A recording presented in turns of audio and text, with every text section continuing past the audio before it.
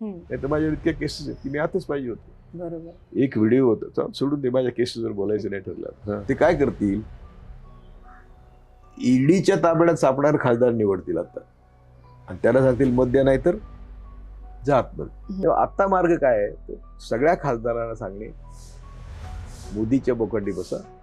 48 खासदार त्याला फार कमी सरकार पाडू शकतात आणि मराठ्यांना आरक्षण द्या.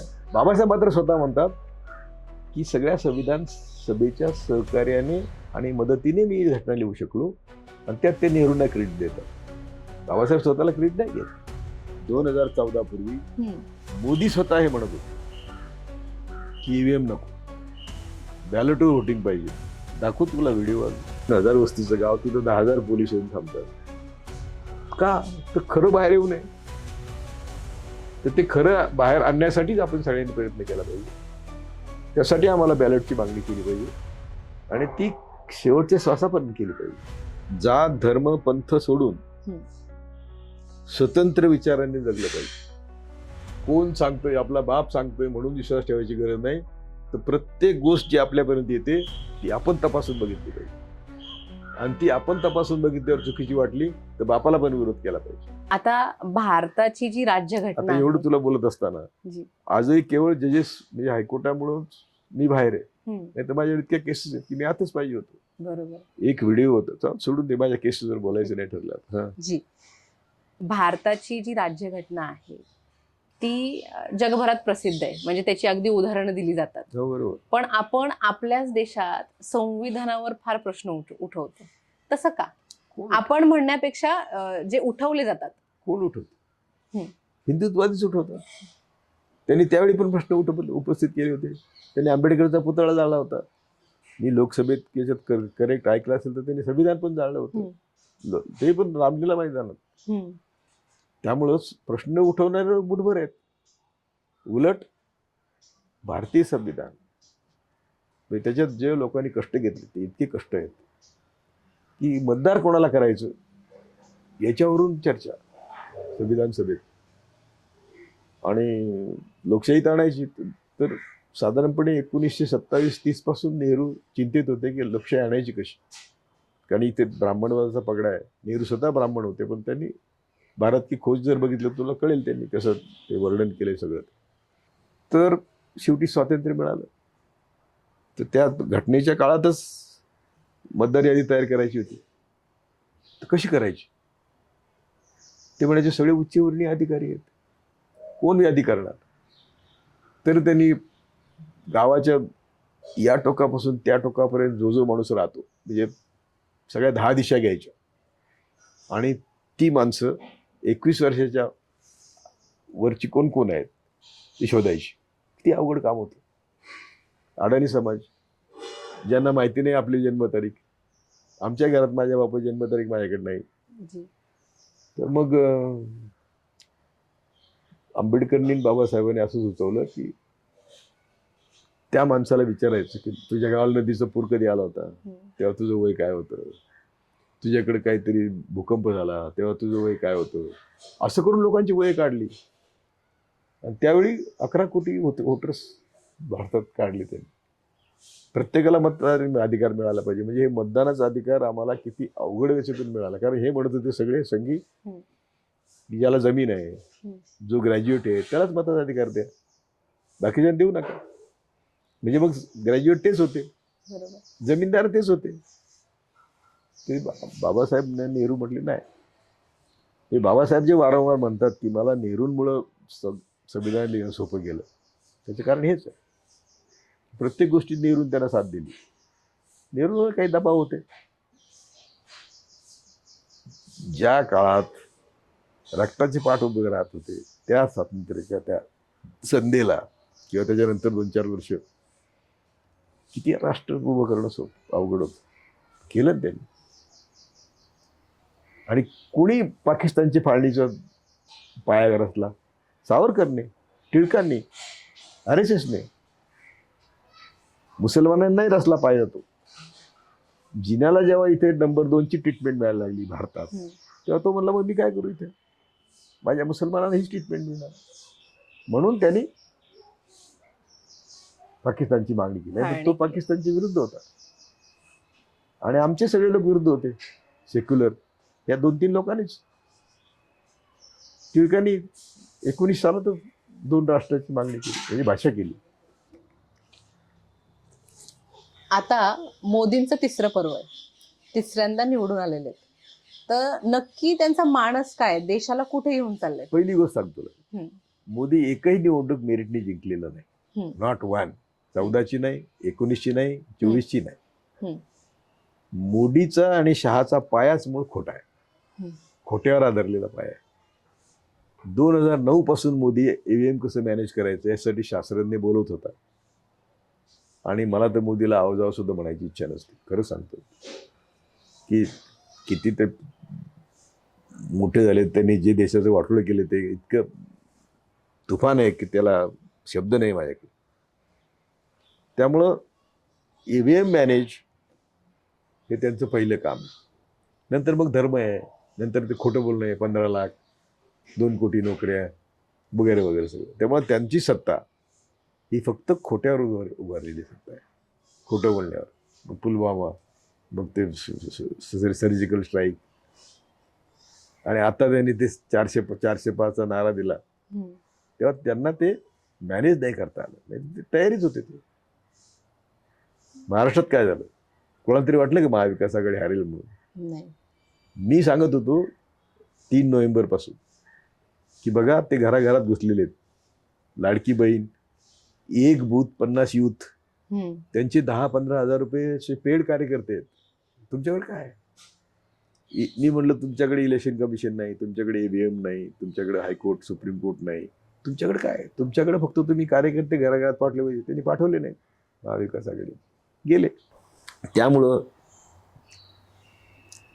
आम्हाला संघ काय आहे, ब्राह्मणवाद काय आहे, हे ज्या मुठभर लोकांना कळलं ते त्याच्यावर बोलायच तयार नाहीत. त्यामुळे तुम्हाला सगळ्यांना ब्राह्मणवाद कळणार कसं, तो आम्हाला समजून सांगणं फार गरजेचं आहे.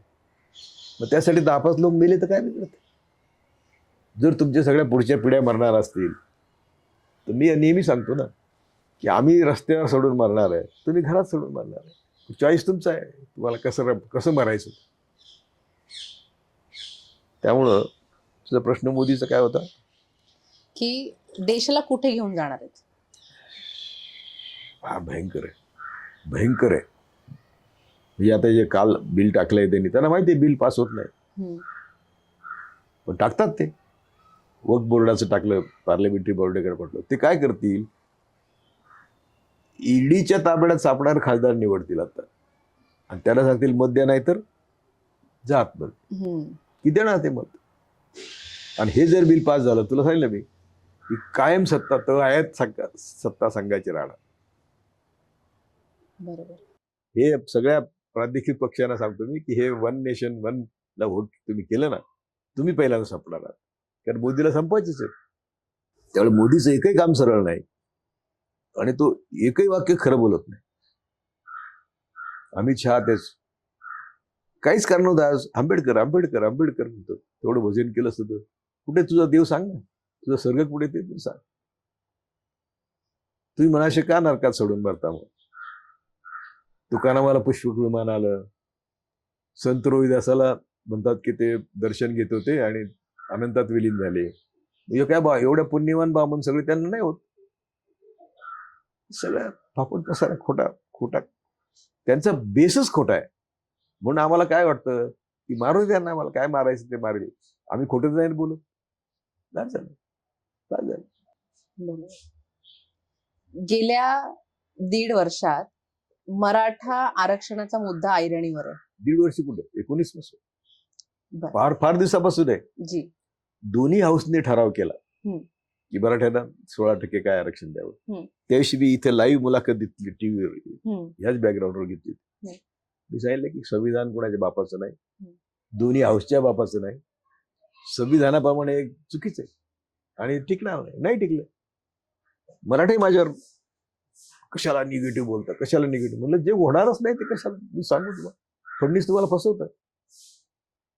त्यांनी घेतली मतं, 105 सीट मिळाली त्याला त्यावेळी 2019ला. म्हणजे मराठ्यांना आरक्षण मिळणार नाही. हा. का मिळणार नाही? नाही, त्याला तरतुदी वेगळ्या आहेत. हम्म. की आता जे 50% अट आहे हम्म. ती काढून टाकली पाहिजे. हम्म. आता केंद्राने राज्याचे स्पेशल क्लास निर्माण करून आरक्षण देण्याची पॉवरही काढून घेतली होती. 103 अमेंडमेंट येते. हम्म. तेव्हा आता मार्ग काय आहे, तर सगळ्या खासदारांना सांगणे मोदीच्या बोकंडी बसा. 48 खासदार त्याला फार कमी सरकार पाडू शकतात आणि मराठ्यांना आरक्षण द्या. त्यासाठी ती सुप्रीम कोर्टाची 50% मर्यादा ते सुप्रीम कोर्टच आहे, पार्लमेंटच उठवू शकतं. त्यांनी उठवली. इकॉनॉमिकल बॅकवर्डसाठी दिले ना आता 10%. त्यात कोण बसणार? त्या मेरिटमध्ये कोण बसणार? सगळे बामणच बसणार, उच्चवर्णीय बसणार. त्यामुळं जरांगेला पण सांगितलं की एवढी तुझ्याकडे ताकद आहे, ते 10,000 लोक प्रत्येक खासदाराच्या घरी पाठव आणि सांग की मोदीला सांगितल्याशिवाय आम्ही नाही तुम्हाला उठून देतात. सहज मिळेल आरक्षण, ताबडतोब मिळेल. आरक्षणाचा मार्ग कायदेशीर काय आहे हे आम्ही समजून सांगितलं. ते नाही करायचं आणि कुणब्याचं ज्ञान मराठ्यानं ज्ञान, मराठ्यानं ज्ञान कुणब्यानं द्यायचं. शेवटी आम्ही आमच्याच लोकांशी भांडतो. आणि त्यावेळी सुद्धा मराठा वर्सेस मराठेतर झालं 2019 साली. वास्तविक बाकीच्या जातींचा काही संबंध नव्हता. मराठ्याला आरक्षण मिळून त्यांचं काही बिघडत नव्हतं. पण ते भांडणं लावायसाठी तर सगळं चाललंय. दुसरी सर्वात महत्वाची गोष्ट, आरक्षण नाही तर काय मिळणार आहे? नोकऱ्याच नाहीत, सार्वजनिक उद्योग उठलेत, सरकारी नोकऱ्यात नोकऱ्या देत नाहीत. आरक्षण भांडून तुम्हाला मिळणार काय? डोंगर पोखून उंदीरच काढायचं. आणि जे आरक्षणाने गेले आतापर्यंत, समजा SC ST गेले, कुठे गेले, त्यांनी काय केलं समाजासाठी? आपल्या समाजासाठी मी त्यांना सांगतो की समजा आम्ही सगळे लोक आहोत. आंबेडकरांच्या घटनेमुळे आम्ही जज झालो.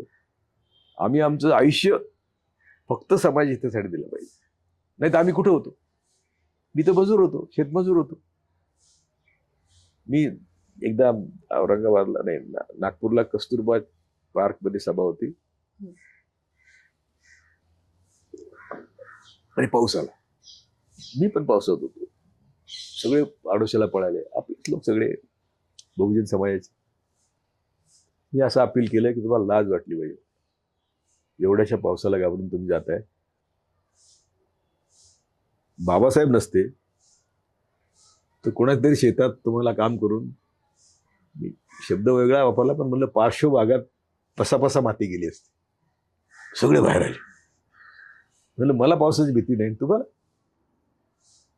कारण ते कल्चरल डेव्हलप झालं नाही की अरे आम्ही कुठे होतो. मी आता काय म्हणत असतो, तुम्हाला काय उघडं करणार? मी शेतमजूर होतो, 36 पैसे रोज होता मला. माझ्या आईला 88 पैसे रोज, 62 पैसे रोज होता. वडिलांना 88 पैसे होतं. म्हणजे आमचं दररोज उत्पन्न किती होतं? 2 रुपयाच्या आत होतं. आता कुठे येणार तुम्ही आम्हाला? होऊ दे काय व्हायचं ते. तर ही हिंमत कधी येते? तर जेव्हा तुमचा स्वार्थ नसतो. करा काय करायचं. हे कशा करता पळतात एवढे? आरक्षणाने पदं मिळाली, 10 सूट, 10 बुटाची जोड, ते बाबासाहेबांची कॉपी करायला जातात. आज जगाच्या मानव निर्देशांकात दलित, मुस्लिम आणि आदिवासी भारतातले हे जगाच्या मानव निर्देशांकात सर्वात खाली आहेत. मायनस आहे. मानव विकास निर्देशांक यांचा मायनस आहे. आणि आम्ही रिझर्वेशन बसले पदावर. ती आमची सुद्धा चूक आहे. आम्ही काय केलं हा आम्ही दररोज संध्याकाळी हिशोब केला पाहिजे की आम्ही आज काय केलं. तर तोच पण आम्ही करत नाही. आमच्या समाजाला म्हणजे आमच्या पदाला आम्ही म्हटलं पाहिजे की हे पद माझ्या समाजामुळे मला मिळालं. समाजाचं सॅक्रिफाईस आहे तर त्या पदाचा खरा उपयोग आहे, नाही तर होतच नाही. तेच झालं आता. मराठा आरक्षणाच्या आंदोलनानंतर ओबीसी आणि मराठा असे 2 एकाच समाजातले घटक विरुद्ध झाले. बरोबर. यांच्यामध्ये भांडण का झालं आणि नक्की लावलं कोणी? नाही, साधं गोष्ट आहे ना. पहिली तर गोष्ट मी म्हणलो की आरक्षण मागण्यात आता काहीच तथ्य नाही, जागाच नाही, सगळंच गेलेलं आहे. जे काही थोडंफार आरक्षण मिळवायचं ते आरक्षण मी म्हणतो त्या पद्धतीने मिळवलं पाहिजे की 50% मर्यादा ओलांडून जे आरक्षण मिळायचं ते मिळवलं पाहिजे. ते तर मिळत नाही. तुम्ही कोणाशी भांडताय? आपल्याच लोकांशी भांडताय. आणि त्याच्यातून तुम्हाला पदरात काय पडणार आहे? त्यामुळं हे सगळं निरर्थक आहे.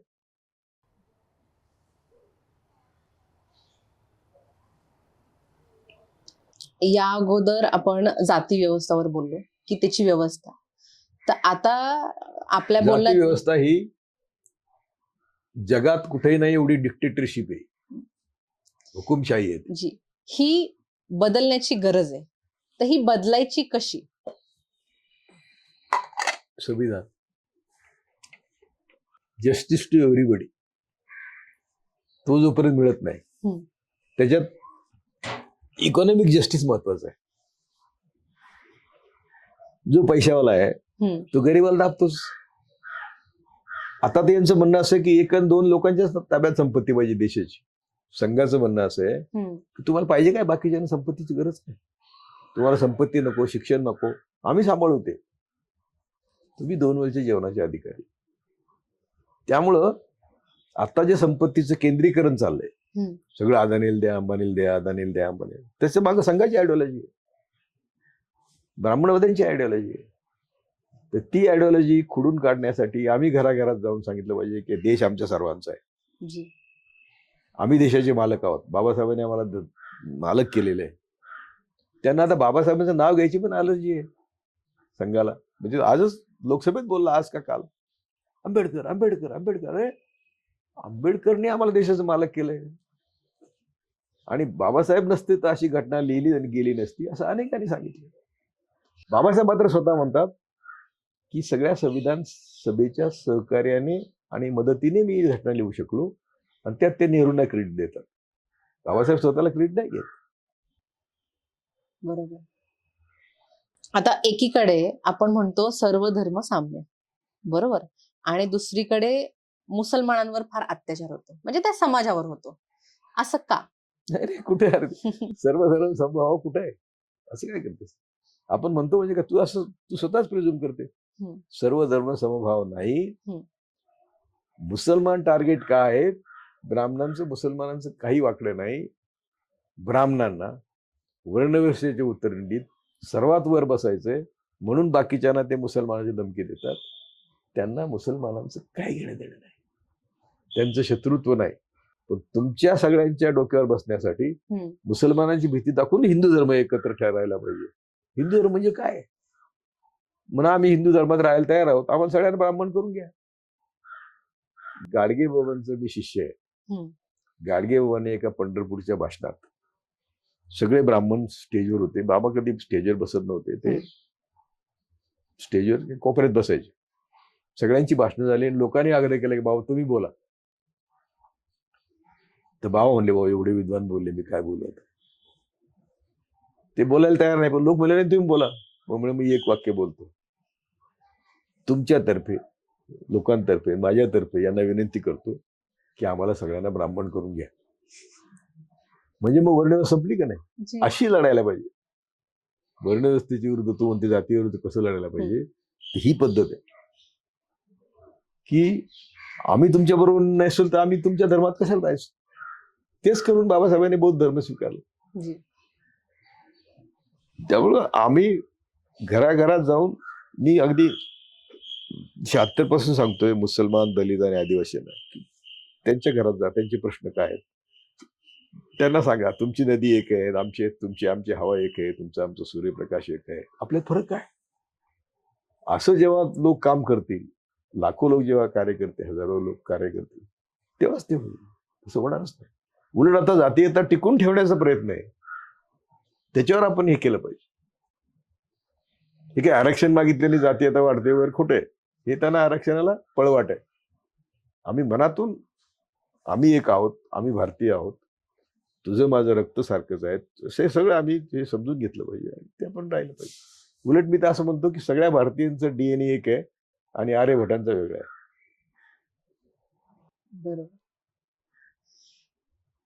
एक शेवटचा प्रश्न, की आपल्या मागे बॅनरही लावलाय, त्याच अनुषंगाने हा प्रश्न आहे की गेल्या 10 वर्षांपासून ईव्हीएम नको किंवा ईव्हीएम मशीनवर आमचा विश्वास नाही, आम्हाला बॅलेट पेपरची निवडणूक घ्यावी अशी विनंती केली जाते आणि विरोधांकडून ती प्रखरपणे मागणीही केली जाते. 2014 पूर्वी हम्म, मोदी स्वतः हे म्हणत होते की ईव्हीएम नको, बॅलेटवर व्होटिंग पाहिजे. दाखवू तुला व्हिडिओ अजून? जी. व्हिडिओ येतो माझ्याकडे. सब दुनिया में लोग ठप्पा मारते हैं, हम क्यों बटन दबाते हैं? सगळे संघाचे, अडवाणी, हम्म, सुब्रमण्यम स्वामी, मोदी, दुसरा एक नरसिंहराव म्हणून, त्यांनी सगळ्यांनी विरोध केला याला. आता त्यांनी अभ्यास केल्यानंतर त्यांना सोयीचं वाटतंय म्हणून त्या ईव्हीएम सोडायला तयार नाही. आणि आम्हाला सगळ्यांना ते आमचे लोक पुढे बहकले जातात. ईव्हीएमला व्हीव्हीपॅटने जोडा. तुम्ही ईव्हीएमला विश्वास, सुप्रीम कोर्टाने म्हणलेले आहे. हा गोगोईच आता जो राज्यसभेचा आहे हम्म, त्यांनी म्हटलेलं आहे 13 साली हम्म. की ईव्हीएम इज नॉट डिपेंडेबल. बस झालं. जर्मनीत का फ्रान्समध्ये एका माणसाने अर्ज केला सुप्रीम कोर्टात की मला माझं मत कोणाला गेलं कळत नाही, ईव्हीएम रद्द केलं. सगळ्या देशाचं ईव्हीएम रद्द केलं राज्याचं. आम्ही का करत नाही? तर आमच्याकडे सुप्रीम कोर्ट नाही, आमच्याकडे इलेक्शन कमिशन नाही, आमच्याकडे राजकारण नाही, तेव्हा आमचं कोण आहे? म्हणून आम्ही म्हणतो की शेवटच्या श्वासापर्यंत आम्ही सांगत राहणार की आम्हाला बॅलेटवर ठप्पा मारायचा. ते आंदोलन आम्ही सुरू केले. मार्केट वाढले, मी गेलो होतो. हम्म. काय अडचण आहे त्यांचे मतदान घ्यायला? होऊ देत नाही मतदान. पोलीस, हे 2000 वस्तीचं गाव, तिथं 10,000 पोलीस येऊन थांबतात. का? तर खरं बाहेर येऊ नये. तर ते खरं बाहेर आणण्यासाठीच आपण सगळ्यांनी प्रयत्न केला पाहिजे.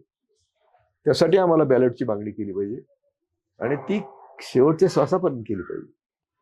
ब्राह्मणवादाला, म्हणजे तो राहुल म्हणतो तसं, राजाचा जीव पोपटात आहे, तेव्हा तो पोपट आपल्याला संपवला पाहिजे. आपल्याकडून आत्ताच्या नवीन पिढीला काय मेसेज असेल की ह्या सगळ्याला कसं हाताळायचं?